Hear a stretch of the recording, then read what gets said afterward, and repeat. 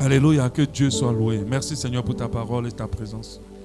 Nous bénissons le Seigneur. Je vais continuer toujours à donner la parole assis parce que le pied, j'ai encore le plat encore pour une semaine et demie. Alléluia. Par la grâce de Dieu, ça ira. Amen. Je vous salue vraiment dans le nom puissant de notre Seigneur Jésus. Nous, on a eu une semaine très intense parce que je donne des formations actuellement dans le domaine professionnel. Et c'est intense, ces genres de formations. Alléluia. On bénit Dieu qui nous donne la force. De plus en plus, je réalise que c'est la grâce de Dieu qui nous protège. Je réalise que Dieu prend vraiment soin de nous. Amen. Je réalise que sans lui, je ne suis rien et je ne peux rien. Plus nous prenons de l'âge, plus on attend beaucoup de décès, plus on attend des gens mourir autour de nous. Et on se dit pourquoi nous sommes vivants, nous. Mais nous comprenons que c'est la grâce de Dieu. Alléluia. Amen. Je vous avais parlé qu'à Abidjan récemment, on a perdu une jeune fille. J'ai vu sa date de naissance, c'était 87. Elle avait à peine des enfants de 4 ans, 5 ans, 4 ans, 3 ans, pour 2 ans. Et elle est partie comme ça du jour au lendemain. Et je réalise que c'est la grâce de Dieu qui nous maintient. On ne mérite en rien d'être vivant. C'est par la pure grâce. Même ton sport, même le fait de prendre soin de ta santé, même le fait de veiller, le fait de faire attention, de prier, d'intercéder, ne te garde pas en vie. C'est la grâce de Dieu. Alléluia. Amen. Toujours dans cette lancée de prêcher par rapport à l'église, une église pure et sans tache, je vais aborder un sujet que j'avais abordé déjà dans le passé, je crois c'est en 2022. Et Dieu m'a dit de le ramener. Ça correspond au temps dans lequel nous sommes actuellement. Je vais parler de l'esprit d'égarement. Je vais parler de l'esprit d'égarement. J'avais déjà enseigné pour ceux qui se souviennent. Mais je pense que c'est un enseignement qui ne peut pas être dépassé. C'est même actuellement que cet esprit-là est puissant. C'est même actuellement qu'il a tout son pouvoir. Actuellement, il règne. Et nous voulons être épargnés de cet esprit. Et nous voulons être délivrés aussi pour ceux qui sont déjà atteints par cet esprit. Si vous avez déjà regardé des fois les documentaires sur la nature, quand la panthère ou le lion attrape sa proie, c'est très difficile à la proie de se défaire. Amen. Parce que c'est pour vous dire que parfois nous avons besoin de l'aide de Dieu pour sortir de certaines situations. Quand le diable a déjà atteint notre cœur ou l'a déjà atteint nos vies, nous devons crier à Dieu. Alléluia. Nous devons crier à Dieu. Parfois, j'avais vu une fois que c'était plutôt l'enfant d'un buffle qu'ils avaient attrapé déjà et le buffle était venu lui-même. Ils sont venus en grande quantité et le lion a dû lâcher pour fuir. Et j'estime que Dieu peut intervenir en notre faveur pour que là où le diable nous a attrapés, qu'il nous lâche et qu'il nous laisse pour que nous puissions entrer dans ce pourquoi Dieu nous a appelés et que nous puissions marcher comme Dieu attend que nous marchions. L'esprit d'égarement, on va en parler. Je précise que c'est un message important dans ce temps de la fin parce qu'il fait tellement de victimes et ces victimes grandissent de plus en plus. Le nombre de ces victimes plutôt grandit de plus en plus. C'est un esprit qui est tellement subtil qu'il faut l'enseigner tout le temps pour qu'on soit conscient de ça. Il est discret et il n'attaque que les enfants de Dieu. Parce qu'on ne peut pas égarer quelqu'un qui est déjà égaré. Alléluia. On le égare plutôt celui qui est sur le bon chemin. Donc c'est un esprit qui touche les enfants de Dieu, qui va jusqu'à éteindre le Saint-Esprit en eux, leur flamme, et à les amener dans une situation où ils vont perdre leur salut. Ils vont passer de la dimension de vierges sages, puisque quand on a vu la parabole des vierges, c'est que les vierges sages que Jésus, le pou a accueilli, pour quitter des vierges sages à la dimension de vierges folles. Amen. Les folles, ce sont les chrétiens qui rateront. Les vierges folles, ce sont les chrétiens qui rateront le ciel. Et lorsque le Seigneur viendra. Donc nous devons comprendre que c'est très important. Je précise que je ne vais pas prendre du temps. Si ce n'est pas fini, je continuerai dimanche prochain. Amen. La parole de Dieu nous dit en Matthieu 7, 13, entrez par la porte étroite. Entrez par la porte étroite. La porte étroite, elle signifie quoi? La porte la plus difficile, la vie la plus complexe, le chemin le plus exigeant, le chemin le plus difficile. La Bible dit entrez par la porte étroite, car large est la porte, spacieuse est le chemin, spacieux plutôt est le chemin qui mène à la perdition. Il y en a beaucoup qui entrent par là. Beaucoup passent par la porte grande qui les éloignera de Dieu. La porte qui nous amènera vers Dieu, c'est la porte étroite, c'est la porte difficile. L'esprit d'égarement est bien stipulé dans la parole de Dieu avec l'histoire de Balaam. Si vous avez lu l'histoire de Balaam, Balaam était un homme de Dieu, un pharisien bien sûr, qui avait un pouvoir de la part de Dieu. Quand il bénissait quelqu'un, la personne était bénie. Quand il maudissait, la personne était maudite. C'est un don qu'il avait de la part de Dieu. Et un jour, les ennemis du peuple de Dieu étaient venus le voir. C'est comme si quelqu'un va voir un serviteur de Dieu pour dire, je vais attaquer cette église. Ok, je vais attaquer l'église chrétienne. Et le serviteur de Dieu lui a dit, quand ils sont venus le voir avec des présents, Balaam a dit, non, je ne vais pas.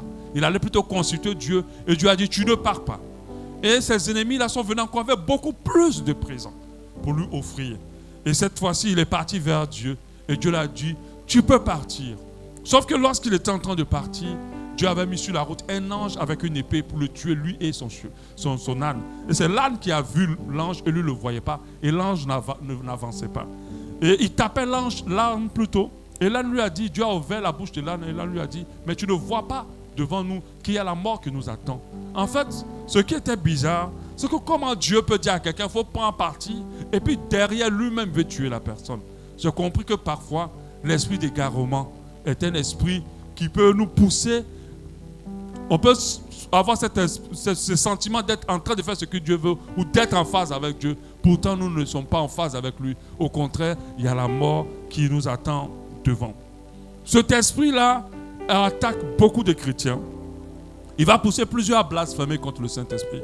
Le blasphème du Saint-Esprit, c'est simple. C'est lorsque tu as goûté au Saint-Esprit, lorsque tu as expérimenté l'Esprit de Dieu, et que après l'expérimentation, tu te permets des vies qui ne glorifient pas Dieu, et tu es perdu dans ces vies-là.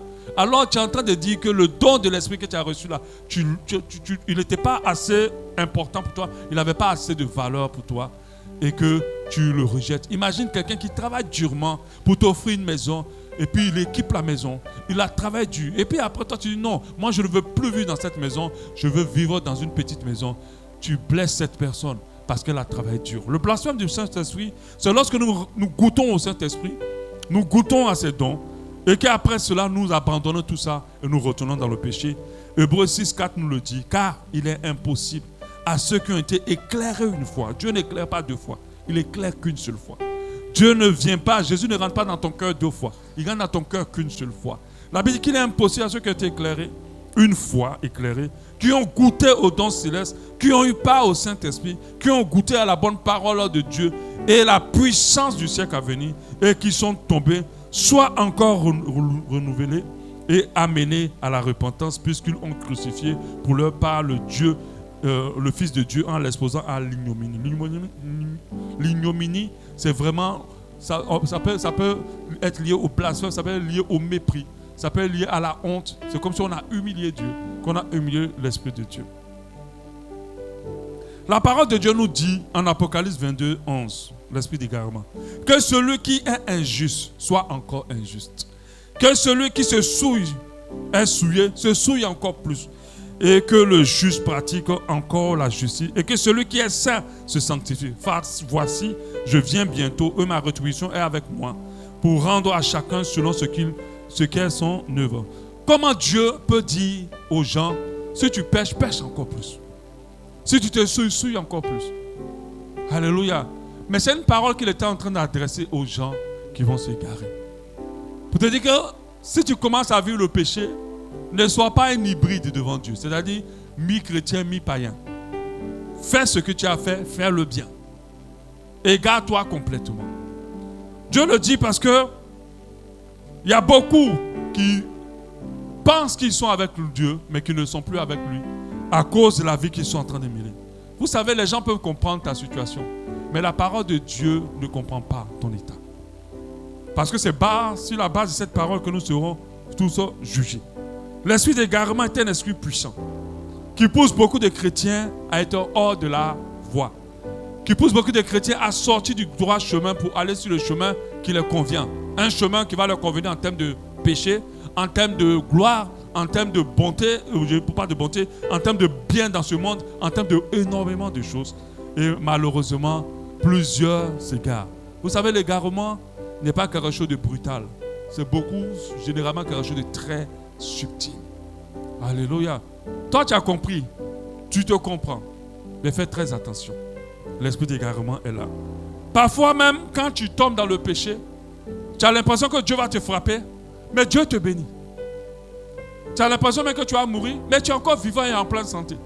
Tu as l'impression que, parce que les gens se disent que si Dieu n'est pas avec moi, pourquoi il me bénit? Et malheureusement, on a réussi à faire entrer dans la tête des chrétiens que plus tu as de l'argent, plus tu réussis, alors Dieu est d'accord avec toi. C'est une faute grave. C'est une erreur.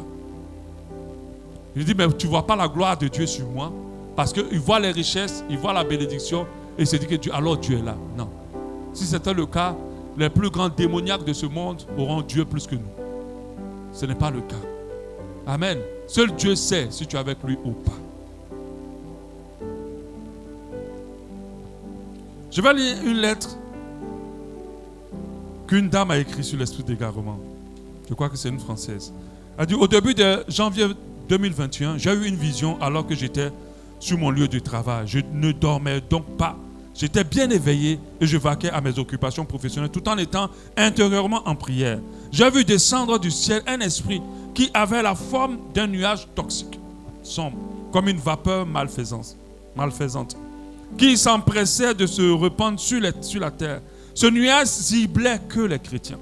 Dès qu'ils se trouvaient à son contact, ils tombaient spirituellement malades. J'ai alors entendu le Seigneur dire clairement, beaucoup de chrétiens sont atteints de l'esprit d'égarement, bien plus que tu ne le penses. La vision s'est poursuivie et j'ai vu un nombre impressionnant de chrétiens retourner dans le monde et tomber dans le péché inimaginable. D'autres adhéraient à des doctrines de démons et à des théories stupides et farfelues qui volaient leur intelligence et qui rendaient même fous certains d'entre eux. Aujourd'hui, quand tu vois l'église du Seigneur, tu dis, mais les gars ne réfléchissent pas. Ils suivent des serviteurs, ils suivent des doctrines qui n'ont rien à voir avec la parole de Dieu. Et ils sont nombreux là-bas. Cet esprit d'égarement vole l'intelligence. C'est-à-dire que la personne n'a pas un discernement profond. Parmi ces gens, j'ai vu une personne que je connais, cet esprit tournant autour d'elle pour essayer de rentrer en elle. Or, cette personne était vulnérable car elle avait des failles au travers desquelles l'esprit cherchait à rentrer, que le Seigneur la garde telle est ma prière. Ensuite, j'ai vu un beau train rouler sur les rails, lancé à toute vitesse et qui subitement, sans raison apparente, a déraillé. Et le Seigneur a dit, comme ce train a déraillé, beaucoup de chrétiens vont dérailler. Or, dérailler signifie sortir des rails, au sens figuré, aller de travers. Les chrétiens qui déraillent sont donc ceux qui sortent du chemin que le Seigneur nous a demandé d'emprunter pour s'égarer dans la voie large et spacieuse qui mène à la perdition. Alléluia. Mais comme c'est possible, comment est-ce possible? Pourquoi ce train a-t-il déraillé? Pourquoi, Seigneur, ai-je demandé? En effet, le train semblait être neuf et en parfait état. Il n'y avait aucun signe extérieur de malfaçon, rien qui présageait une panne ou un dysfonctionnement. Le Seigneur a répondu, c'est à cause des péchés cachés dans leur cœur. Et j'ai alors vu un tas de chrétiens beaux et propres sur eux à l'extérieur, mais dont l'intérieur était rempli de ténèbres. Parmi eux, il y avait des chrétiens rancuniers qui refusaient de pardonner. Parmi eux, il y avait des chrétiens rancuniers qui refusaient de pardonner. Mais j'ai surtout vu des chrétiens qui étaient remplis de convoitises, ceux qui prêchaient la parole pour obtenir des honneurs et de l'argent. En plus de cela, ils pratiquaient le péché sexuel sans que cela ne leur pose le moindre cas de conscience. La personne vit dans le sexe, dans l'impudicité, et il n'est pas dérangé ou elle n'est pas dérangée. Oui, ils vivaient une vie de péché, mais ils s'en accommodaient très bien. Ils étaient hermétiques à la remise en question et à la repentance. Hermétiques à la remise en question. C'est-à-dire que, à quel moment on sent, je vais expliquer ça après peut-être, à quel moment on sent que l'esprit de Garon nous a atteint? C'est lorsqu'on pêche et puis on n'a pas de remords. On n'a pas un sentiment de mal-être. On n'a pas un sentiment de remise en question. On est à l'aise. Quand tu es dans cet état, l'esprit d'égarement a déjà gagné du terrain.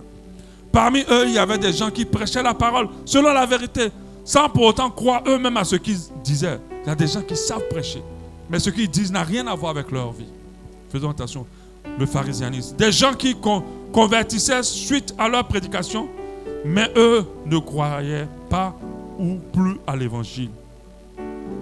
Matthieu 7, 21 dit, ceux qui me disent Seigneur, Seigneur, n'entreront pas tous dans le royaume des cieux, mais celui seul qui fait la volonté de mon Père qui est dans les cieux. Plusieurs me diront en ce jour-là, Seigneur, n'avons-nous pas prophétisé en ton nom? N'avons-nous pas chassé des démons en ton nom? Et n'avons-nous même pas fait beaucoup de miracles par ton nom? Alors je leur dirai ouvertement, c'est-à-dire je vais leur dire sincèrement, je ne vous ai jamais connu.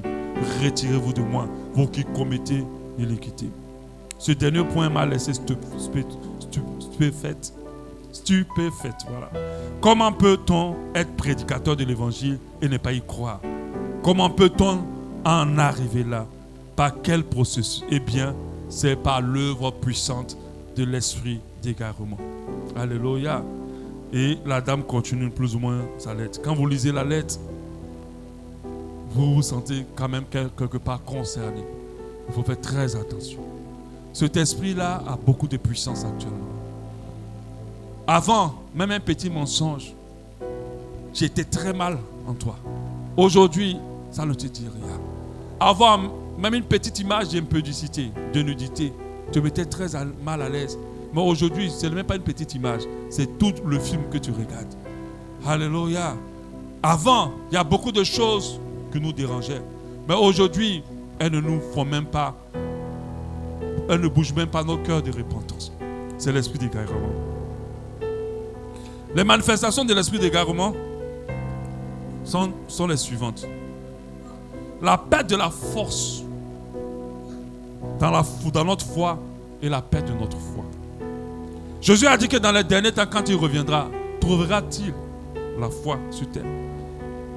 En Luc 18, 8. Ça veut dire que ce qu'on doit garder et mourir entre les mains et que ça doit rester toujours dans nos mains, c'est la foi. Mais quand on dit la foi, les gens pensent que la foi, c'est de croire que Dieu peut me donner un immeuble, Dieu peut me permettre de voyager aux États-Unis, ou Dieu peut me permettre d'avoir un enfant. Ce n'est pas ça la foi que Dieu nous demande. Ce n'est pas ça que Christ va rechercher.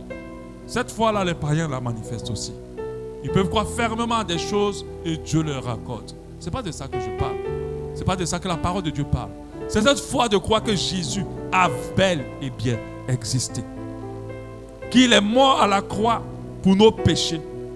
Et qu'il est ressuscité le 3e jour. Et qu'il est parti au ciel nous préparer une place. Et que bientôt, très bientôt, il reviendra. Vous savez, on peut tous dire je crois.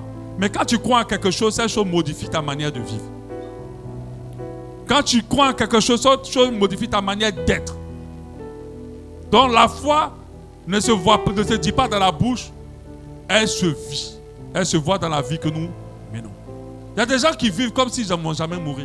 C'est des gens qui n'ont pas foi en Christ. Il y a des gens qui vivent comme si Christ ne va jamais revenir. Parce que quand tu sais que Christ existe, il y a des choses que tu ne fais plus. Il y a le mal que tu ne fais plus aux autres. Parce que le message de Christ était d'abord le pardon et l'amour. Le message de Christ était la purification. Il y a des choses dans lesquelles tu ne te laisses pas. Tu es vivant aujourd'hui, demain tu peux ne plus être. Si tu crois, alors change ta vie d'aujourd'hui. Arrête les choses qui ne glorifient pas Dieu. Dès à présent. Mais si tu n'arrêtes pas, mon frère, ma soeur, tu ne crois pas en fait. Tu ne crois pas. Il y a un problème dans ta foi. Hébreux 10, 38. Et mon juste vivra par la foi. Mais s'il se retire, mon âme ne prend pas plaisir en lui. Nous ne sommes pas de ceux qui se retirent pour se perdre, mais de ceux qui ont la foi pour sauver leur âme. Nous ne sommes pas de ceux qui se retirent pour se perdre, mais de ceux qui ont la foi pour sauver leur âme. Donc, qu'est-ce que l'esprit de l'égarement fait? Il va faire que l'héritier va perdre la foi. Et perdre la foi va se ressentir dans son comportement. 1 Timothée 4, 1. Mais l'Esprit dit expressément que dans les derniers temps, certains s'éloigneront de la foi. Certains s'éloigneront de la foi, s'attachant à des esprits trompeurs, à des doctrines de démons, par l'hypocrisie des faux docteurs, ayant leur propre conscience marquée par le fer rouge. Alléluia. Deuxième manifestation. Retour au péché sans remords ou sentiment de repentance. Perte de la bonne conscience. Ils ont la conscience marquée de fer rouge, comme on l'a dit, qui dénote d'une altération profonde et durable de la conscience, qui n'arrive pas plus de ce fait à faire un travail d'introspection et donc à se repentir. La repentance vient lorsqu'on s'examine. Quand tu es dans le péché et puis tu n'as pas ce sentiment-là d'avoir fait du mal ou d'avoir fait quelque chose de mal, l'esprit d'égarement est déjà à l'œuvre. Mon frère, ma soeur, peu importe ce que tu expliques, peu importe tout le monde, la quantité de personnes qui te comprennent, sache que la parole de Dieu reste la parole de Dieu. Elle n'a pas été écrite par un homme. Alléluia. Elle n'a pas été écrite par un homme. On peut changer la constitution d'une nation, on peut modifier les lois d'un pays, mais la parole de Dieu restera la même. Elle ne va s'adapter à personne. Elle ne va pas s'être modifiée pour pouvoir faire des repêchages. Ce n'est pas un concours d'entrée en 6e ou un concours de bac. Elle reste exacte, pareille. On la modifiera pour personne. Sa parole est la même hier, aujourd'hui et éternellement. Donc fais très attention. Au moment quand tu tombes dans le péché et tu n'as pas cette envie de te ressaisir, fais très attention. Proverbe 26, comme un chien qui retourne à ce qu'il a vomi, ainsi un insensé qui revient à sa folie. Ne vous conformez pas au siècle présent, Romains 12, 2. Mais soyez transformés par le renouvellement de l'intelligence afin que vous discerniez quelle est la volonté de Dieu, ce qui est bon, agréable et parfait. Quand tu te conformes au siècle présent, tu ne peux pas discerner la volonté de Dieu. Alléluia. C'est très important pour nous. Je vais donner le troisième et on va s'arrêter là-bas. Je ne vais pas être long aujourd'hui. Alléluia. Très important. Quand l'esprit d'égarement atteint quelqu'un, il n'a plus la conscience du péché. Il n'a plus cette conscience comme le fils prodigue. Quand il a quitté son père, la Bible dit qu'il est rentré dedans de lui-même. Il a dit, il faut que je retourne à mon père. Mais toi, depuis, tu es loin de Dieu. Mais tu n'as même pas un petit sentiment de dire tu vas retourner. Les gens peuvent te comprendre, mais Dieu ne te comprendra jamais. Tant que sa parole n'est pas accomplie dans ta vie. Alléluia. 3. La vie de duplicité. Une vie de duplicité, c'est une double vie. Devant les gens, tu as une vie. Derrière les gens, tu en as une autre. Et l'esprit d'égarement va te pousser à cette vie. Combien de personnes que nous avons eues dans cette église qui vivaient la duplicité. Mais à chaque fois, Dieu les exposait. C'est-à-dire que tu viens te passer pour le chrétien parfait, celui qui est venu aider l'église, celui qui a un bon comportement, celui qui aime tout le monde. Mais au fond, ton cœur ou ta vie secrète n'a rien à voir avec ce que tu fais et ce que tu parais. Faisons très attention. J'ai dit le pharisianisme est basé sur l'hypocrisie. Et les hypocrites n'auront pas accès au ciel. Une vie de duplicité, c'est de paraître au lieu d'être. C'est une vie secrète qui n'est pas en conformité avec Dieu. C'est de l'hypocrisie qui mène à la double vie. La Bible dit en Romains 13, 13, marchons honnêtement. Marchons honnêtement comme en plein jour, loin des excès et de l'ivrognerie. L'alcool, les excès. Il y a des gens, il y a des endroits où on les trouve, on va crier. Pour ne pas citer, peut-être je vais citer le nom, mais actuellement on a une actualité qui défraie la chronique, celle de P. Diddy. Pour ceux qui le connaissent un peu. Ça défraie la chronique aujourd'hui. Mais c'était le gars, le saint, devant tout le monde. Il n'a même pas un visage de quelqu'un de méchant. Et là, il a montré à plusieurs personnes qu'il a voulu les aider. On sait qu'il est à l'origine du succès de beaucoup d'artistes aux États-Unis. Mais le poteau rose a été découvert. Toutes ces personnes, tous ces jeunes garçons, c'est vrai qu'il n'est pas encore parti au tribunal, parce que tant que la personne ne passe pas au tribunal, on ne peut pas dire c'est vrai.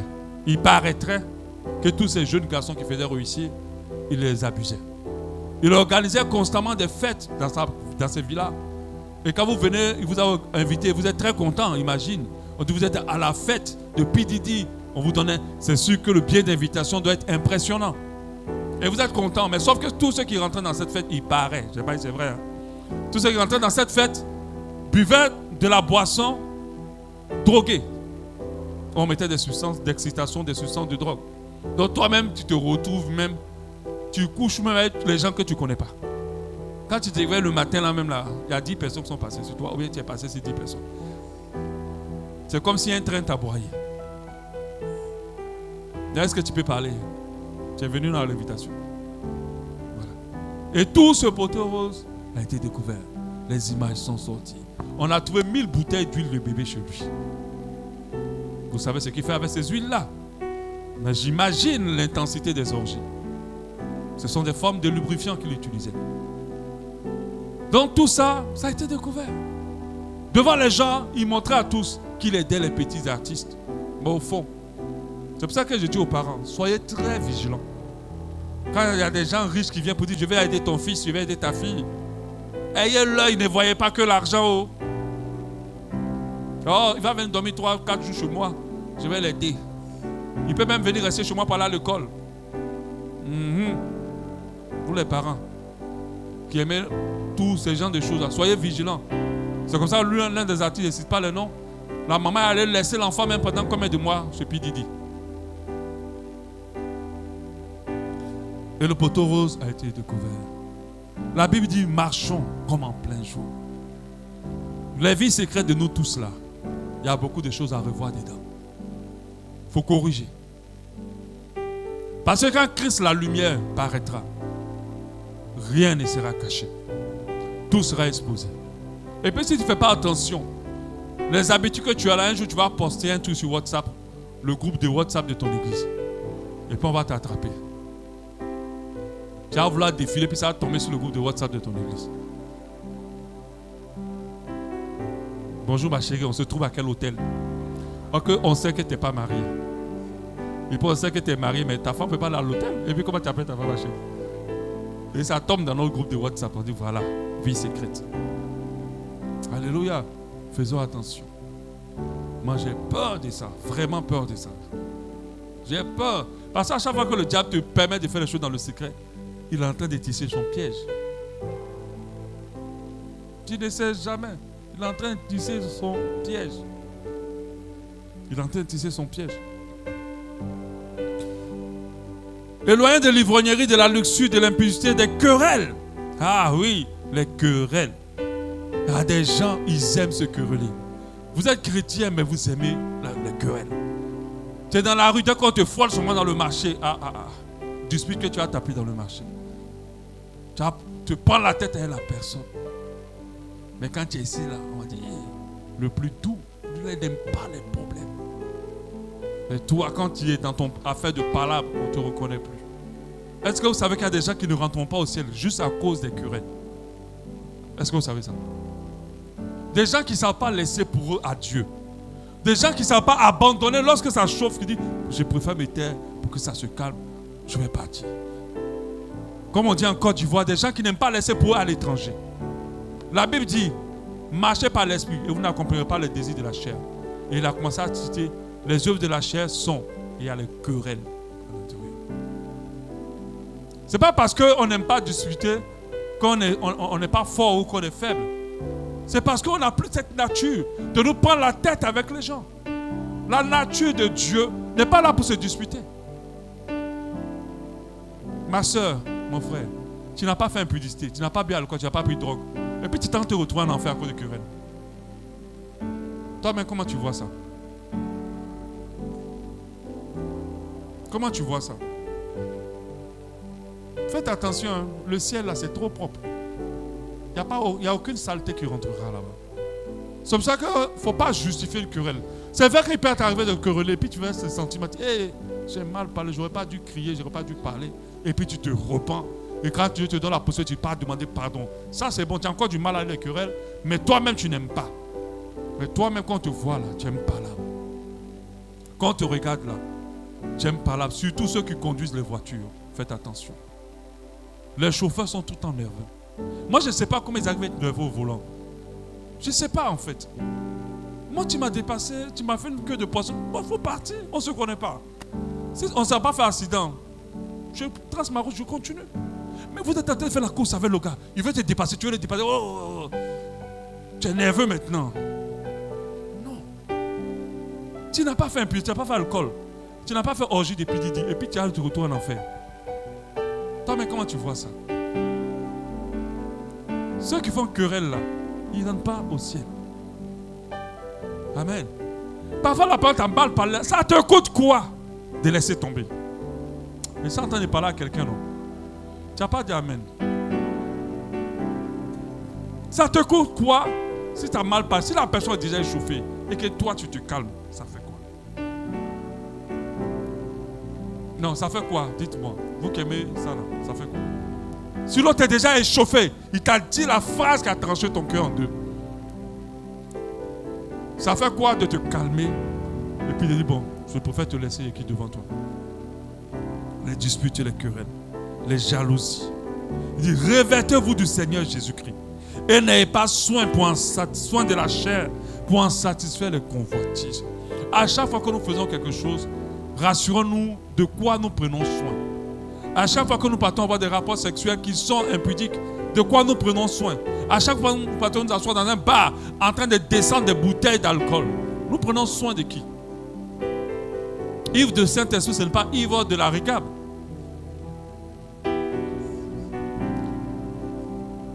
Non. Ce n'est pas ivre d'amour de ton gars ou de ton adultère. Faites attention. Ne prenons pas soin de la chair pour en satisfaire ses convoitises.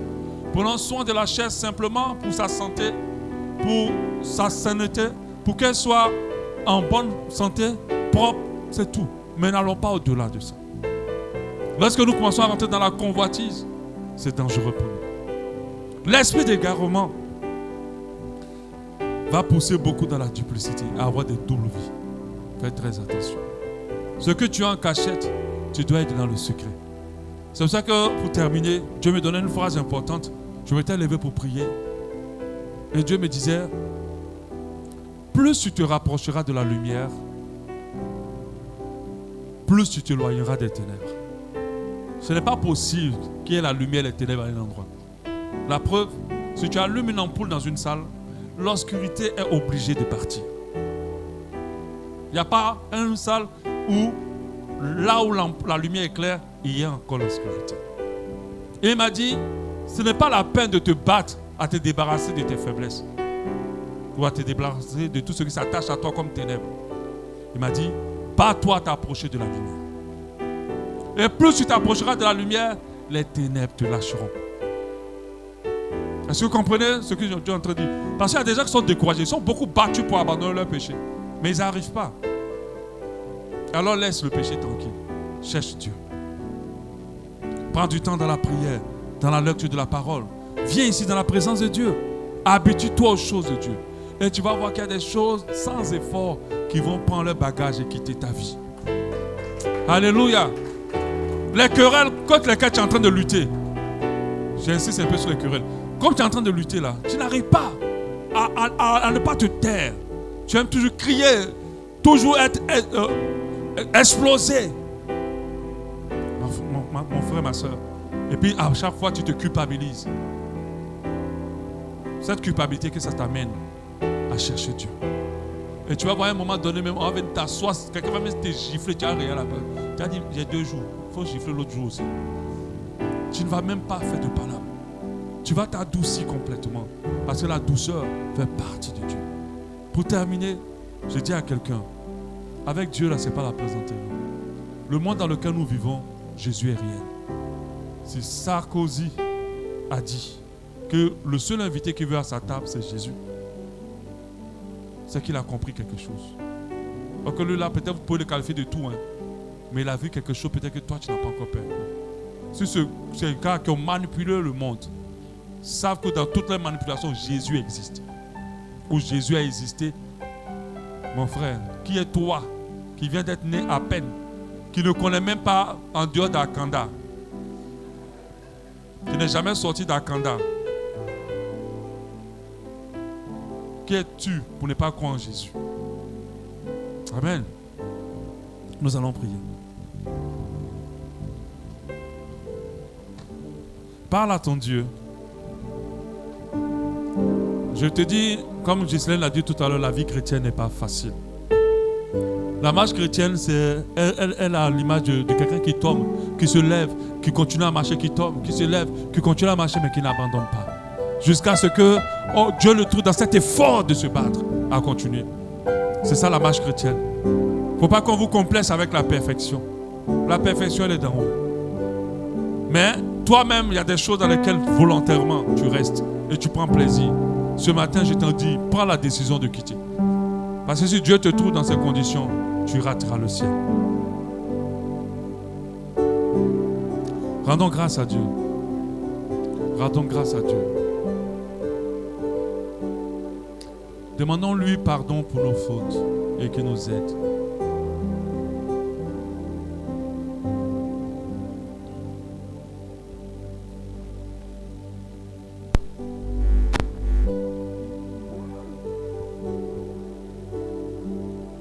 Parle à ton Dieu, parle-lui ce matin. Demande-lui pardon.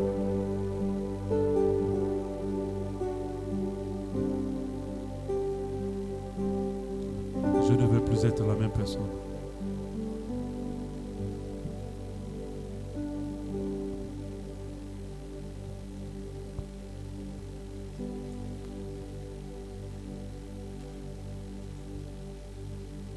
Je ne veux plus être la même personne. Pardonne-moi, Seigneur. Je ne veux plus être la même personne. Pardonne-moi. Je ne veux plus être la même personne. Pardonne-moi, Seigneur. Je ne veux plus être la même personne. Pardonne-moi. Pardonne-moi, Seigneur. Pardonne-moi, Seigneur.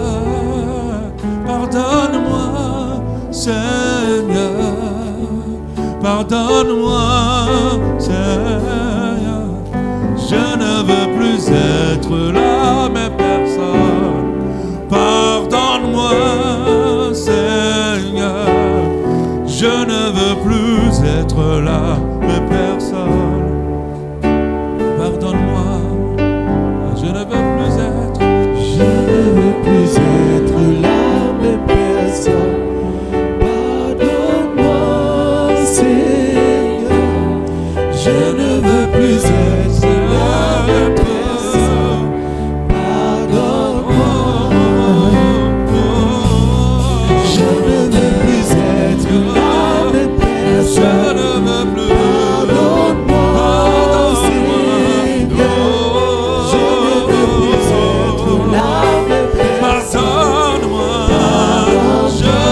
veux plus Je ne veux plus être la même personne. Pardonne-moi, Seigneur. Je ne veux plus être la même personne. Pardonne-moi. Transforme-moi, transforme-moi, je ne veux plus. Je ne veux plus être la même personne. Transforme-moi, Transforme-moi, Seigneur. je ne veux. Je ne veux plus être la même personne. Transforme-moi. Je ne veux plus être la même personne. Transforme-moi, Seigneur. Je ne veux plus être la même personne. Transforme-moi.